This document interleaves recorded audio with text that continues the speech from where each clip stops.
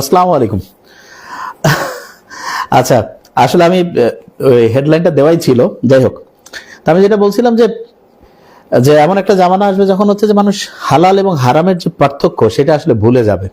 তা আমার মনে হয় আমরা সেই সময়ের মধ্যে চলে আসছি, যে একজন হচ্ছে যে সড়ক পরিবহন মন্ত্রী না, উনি বলতেছে যে সমঝোতার ভিত্তিতে যদি টাকা নেওয়া যায় তাহলে এটা চাঁদা বলা যাবে না। তা আমি কিন্তু প্রায় অটোতে যাতায়াত করি আর কি। তো অটোতে যখন যাই তখন আমি দেখি যে আসলে রাস্তাঘাটের অবস্থাটা কি। তা আমি কয়েকদিন আগে এই যে ভোটের ঠিক পরে আমি আসতেছিলাম, আসার সময় আমি দেখলাম যে অ্যাবসলিউটলি পাগলাপীর বলে যে জায়গাটা আছে সেইখানে দেখতেছি যে এই যে লাঠির সাথে এবং অটোদের কাছ থেকে হচ্ছে যে টাকা তুলতেছে। তো এখানে একজন পুলিশ ভাই ছিল, সম্ভবত সার্জেন্ট বা যাই হোক, ওনার নামটা আমি লক্ষ্য করছি, সম্ভবত হান্নান সাহেব এরকম। তো ওনাকে আমি একটু ডাকলাম, ডাকার পরে বললাম যে এই যে আপনার পাশে যে এরকম সবার কেসে আটকা আটকা টাকা তুলতেছে, আপনি থামাচ্ছেন না কেন? তো উনি বলতেছে যে না, এটা তো আমার হচ্ছে যে কাজের মধ্যে পড়ে না।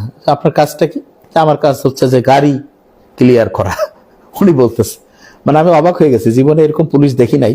আল্লাহ ওনার উপর রহম করুক, উনি কিরকম পুলিশ সেটা উনি ওনার ডিপার্টমেন্টের লোকজনে জানতে পারবে। মানে আমি অবাক হয়ে গেছি যে দেখেন, বাংলাদেশ যে জুলাই হইলো, নতুন কিছু হইলো, কিন্তু এখনো মানসিকতা চেঞ্জ হইলো না। মানে 10 হাত দূরে পুলিশের চাঁদা তুলতেছে রাস্তায়, অথচ উনি বলতেছে এটা ওনার দায়িত্বের মধ্যে পড়ে না।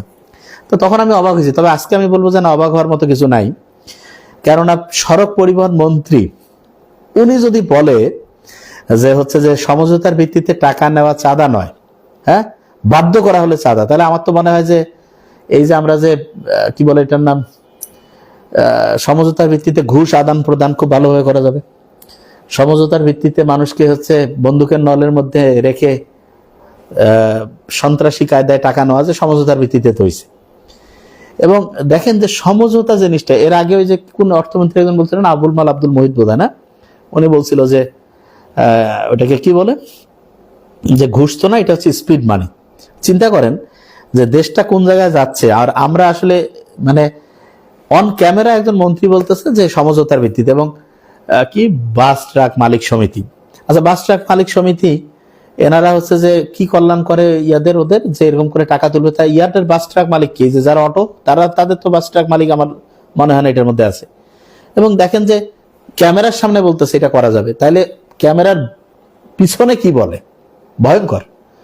মানে আমি অবাক হয়ে গেছি যে আসলে যে এই দেশের মানুষজন কেউ কিছু বলেও না, এবং সবাই এই যে দেখেন গাড়িতে, আপনি ট্রেনেও দেখবেন ওই টিকিট ছাড়া উঠতেছে, টিটি কারো কাছ থেকে টাকা নিচ্ছে, কারো কাছে নিচ্ছে না, কেউ কিছু বলতেছে না। তো এই দেশের লোকজন আমরা আমাদের দেশের অধিকার সম্বন্ধে তো বুঝি না, এবং সবাই হচ্ছে সুবিধাবাদী ওস্তাদ।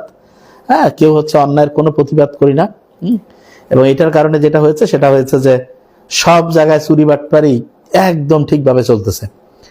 দেখেন আপনি, আমরা জানি, কিন্তু মেডিকেলে দেখেন আসেন, আপনি দেখবেন যে হচ্ছে যে মানে একেবারে আপনার ভর্তি হওয়া থেকে শুরু করে যে কোনো জায়গায় আপনি যাবেন, পদে পদে আপনার কাছে হচ্ছে যে বিভিন্ন সিন্ডিকেট, তাহলে আপনি কাজে করবে না, এবং কেউ কিছু বলেও না যে না এটা দিচ্ছি আমরা, এটা কি আর।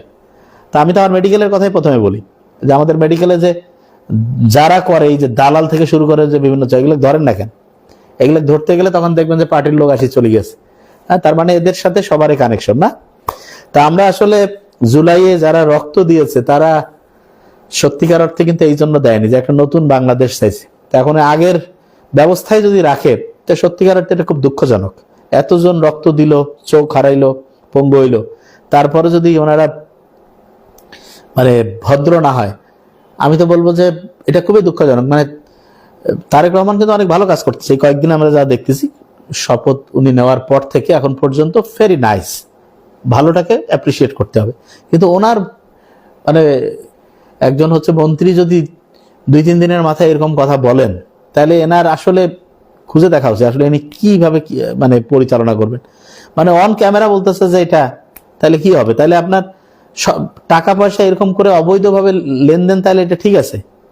তাহলে তো আসলে আইন কানুনের কিছু নাই। তাহলে চাঁদা জিনিসটা তাহলে আসলে কোনটা, চাঁদাবাজি কি? মানে আসলে ভাষা, মানে আমি যখন এই ভিডিওটা এই যে আমাকে সেন্ড করলাম আমার অফিসে, আমি যখন দেখলাম, আমি আসলে অবাকই হয়েছি যে মানুষজন বিদেশে হলে তো মন্ত্রিত্বই থাকতো না, সত্যি কথা, একদম থাকতো না। মানে চিন্তাই করা যায় না। এটা তো বিদেশে কোনো দেশে আছে নাকি যে ট্রাক বাস মালিক কল্যাণ সমিতির, হ্যাঁ, যে হচ্ছে যে এরকম করে হচ্ছে যে চাঁদা তুলে? তা বাংলাদেশে কেন এটা? মানে সিস্টেমটা কি? ও মানে চুরি করার আধুনিক পদ্ধতি আর কি।